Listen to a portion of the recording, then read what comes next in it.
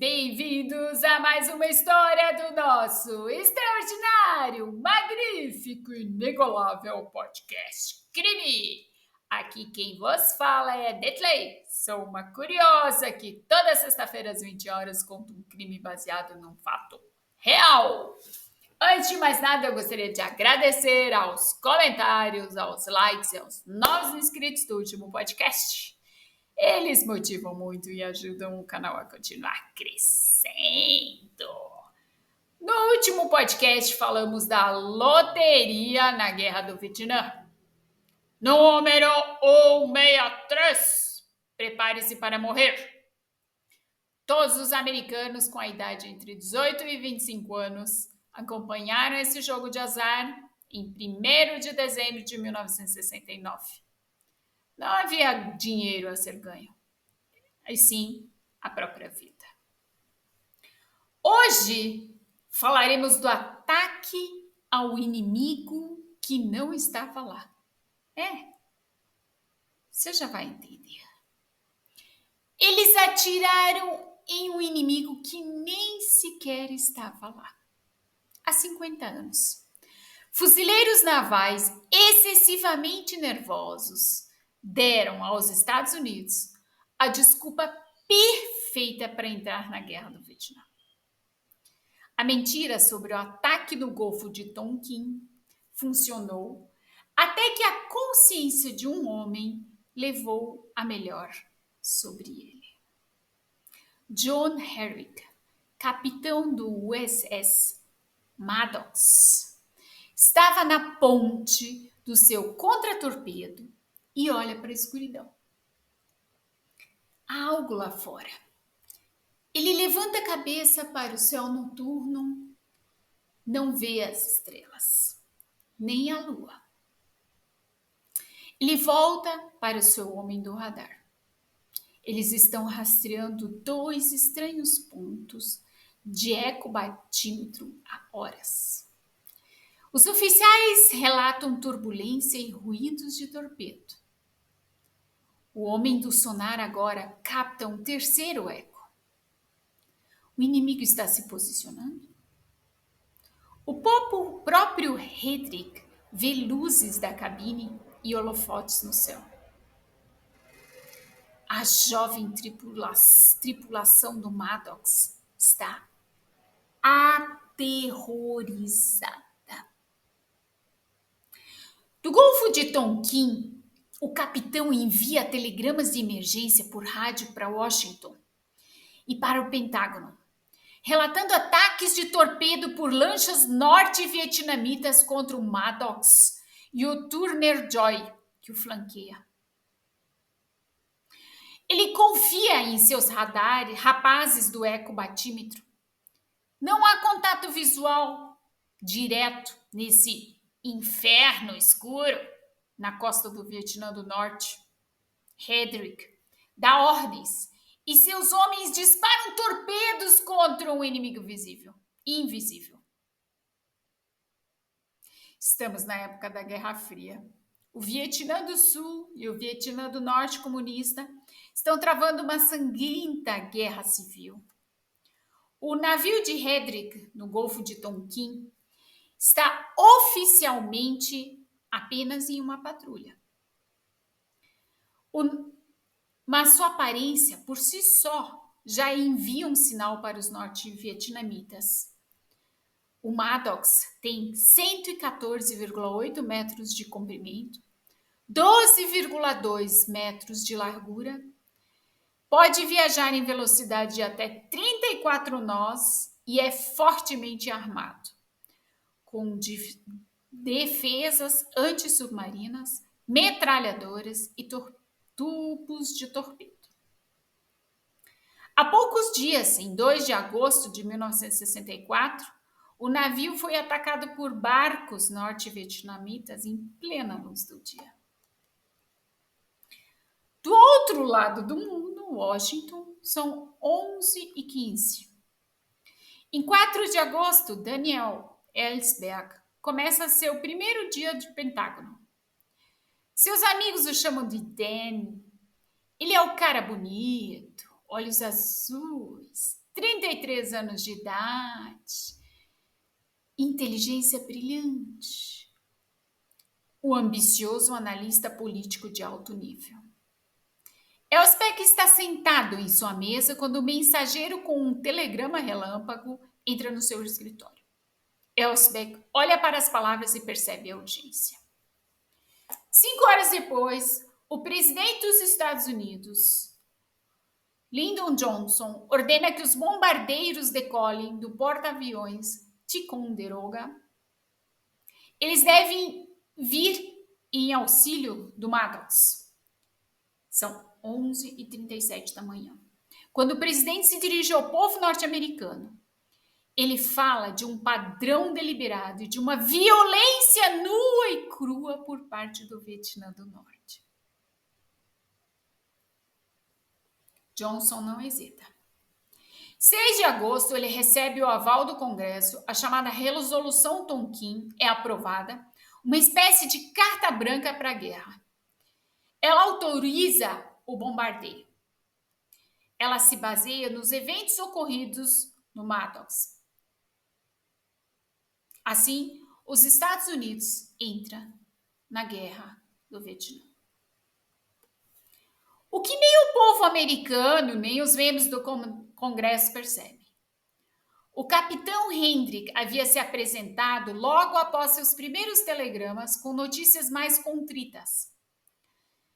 Fenômenos climáticos malucos e caras excessivamente zelosos no sonar tornam o contato com o inimigo mais do que questionável. Sugiro uma investigação detalhada. A situação do Maddox não é clara. Os telegramas de Hendrick, no entanto, não mudam o curso do presidente. O primeiro dia de trabalho de Elspeth durou mais de 24 horas e no final ele percebeu que os Estados Unidos haviam iniciado uma guerra com base em relatos falsos e de que o presidente estava usando a confusão para os seus próprios fins. O codinome da Operação Maddox, que ele aprendeu no Pentágono, era Operação Desoto.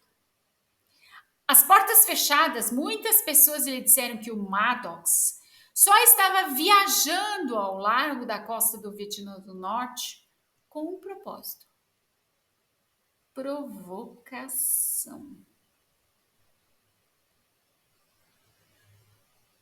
Alguns dias depois, ficou claro que os homens do Maddox estavam lutando contra fantasmas no radar.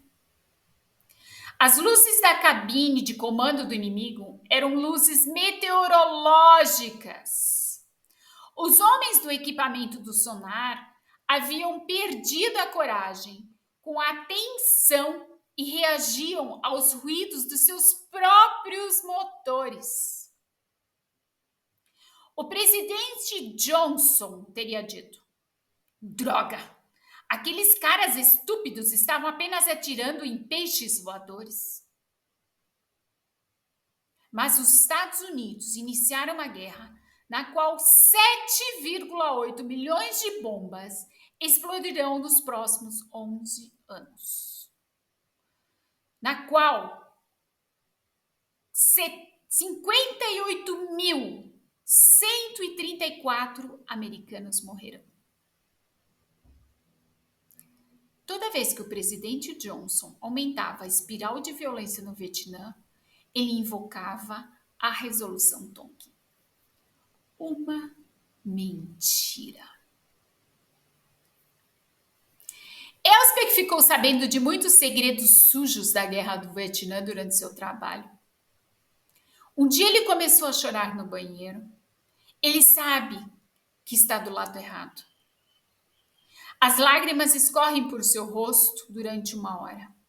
Ele se sente culpado. Então, em outubro de 1969, ele toma uma decisão. Coloca a combinação de números no cofre do seu escritório e retira um pacote de papel. Mais tarde, Ele descreve como seu coração batia forte ao passar as primeiras folhas de papel pelos porteiros. Agora ele é um dos melhores. E os homens na caixa lhe desejam educadamente um boa noite, Dan. Ele vai a uma agência de publicidade de um amigo na esquina da Crescent Lakes Boulevard com a Melrose Avenue, em Hollywood.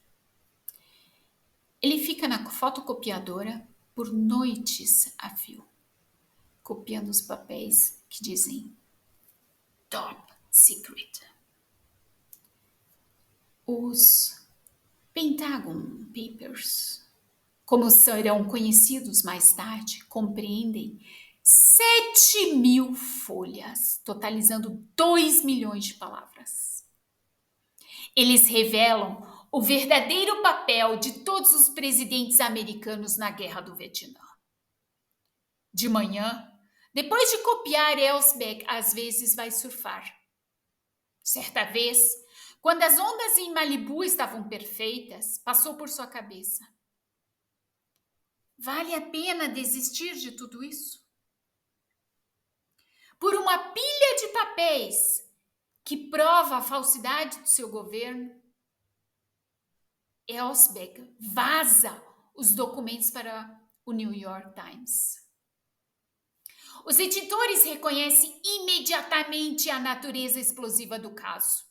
Em uma suíte no Hilton, na Times Square, eles estudam os documentos secretos exaustivamente.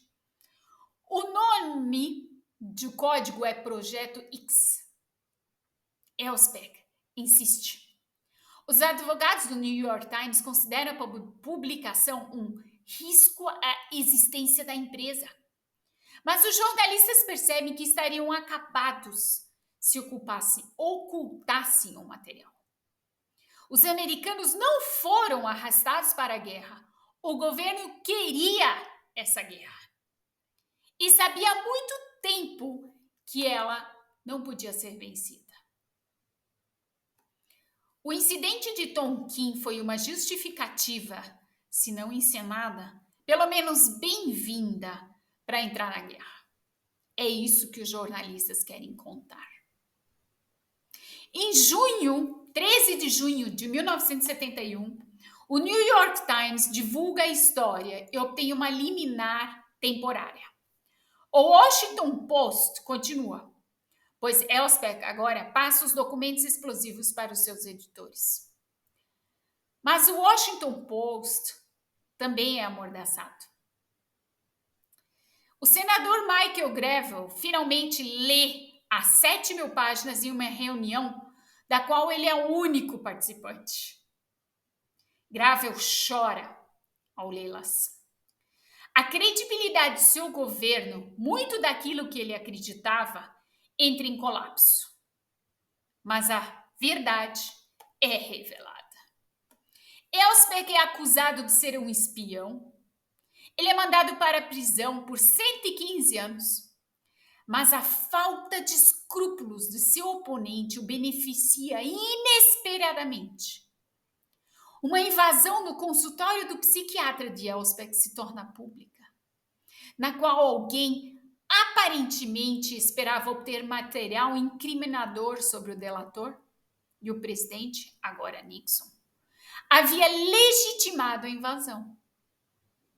Se não pudesse ser rastreado, o chefe de Estado havia escrito cuidadosamente à mão.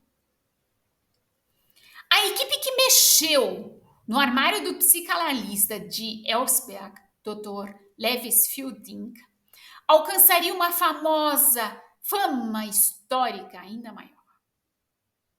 Eles eram os mesmos homens do FBI e da CIA que foram presos na noite de 17 de junho de 1972 no edifício Watergate, a sede do Partido Democrata. Eles haviam tentado colocar uma escuta no local.